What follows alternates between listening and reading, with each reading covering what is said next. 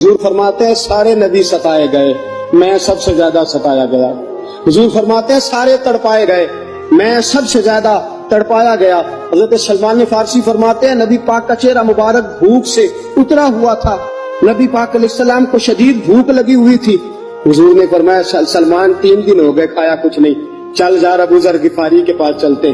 فرمایا ابو ذر غفاری کے باغ میں گئے، جاتے ہی میں نے حضرت ابو ذر غفاری رضی اللہ تعالیٰ عنہ کے باغ میں جاتے ہوئے جناب عثمان غنی کو بھی لے لیا، جناب ابو بکر عمر و علی کو بھی لے لیا۔ پہنچے، جا کے میں نے کہا کہ ابو ذر 3 دن ہو گئے نبی پاک نے کھایا کچھ نہیں، 2 جہاں کے شاہ ہیں پاس کچھ رکھتے نہیں، 2 جہاں کی نعمتیں ہیں ان کے خالی ہاتھ میں، فقر اختیاری ہے، نبی پاک نے خود اس کو اختیار فرمایا، 3 دن سے کھایا کچھ نہیں۔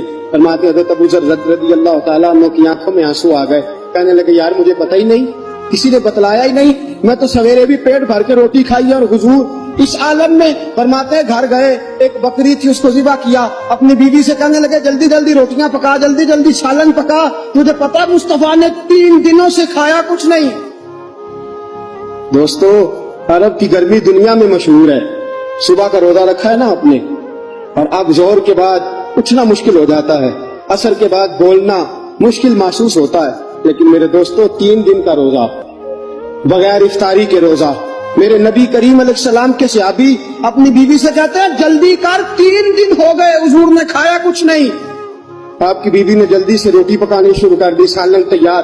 حضرت جناب ابو ذر فرماتے ہیں دوبارہ باغ میں گیا، انگور پکے ہوئے تھے، انگوروں کا خوشہ توڑا، پلیٹ میں رکھا حضور کے سامنے، حضور آپ کھائیے۔ اتنی دیر میں روٹیاں پک کے آ جاتی ہیں، سالن پک کے تیار ہو جاتا ہے۔ فرمایا حضور ایک کھجور اٹھاتے منہ میں رکھتے ہیں، پھر بڑی دیر سوچتے رہتے، پھر ایک انگور اٹھاتے منہ میں رکھتے، بڑی دیر سوچتے رہتے، پھر ایک انگور اٹھاتے۔ بڑی مشکل سے 2-3 انگور حضور نے کھائے اور گہری سوچ میں حضور رہے۔ فرماتے ہیں اتنی دیر میں روٹیاں پک کے آ گئی، سالن میرے نبی پاک کے سامنے آیا۔ جب روٹیاں پک کے آئیں، سالن سامنے آیا، حضرت سلمان فرماتے ہیں حضور نے ایک روٹی اپنے ہاتھ پہ رکھی، 2-3 بوٹیاں اٹھا کے رکھی، چاروں کونوں سے روٹی لپیٹ کے حضرت سلمان کے ہاتھ میں دے دی۔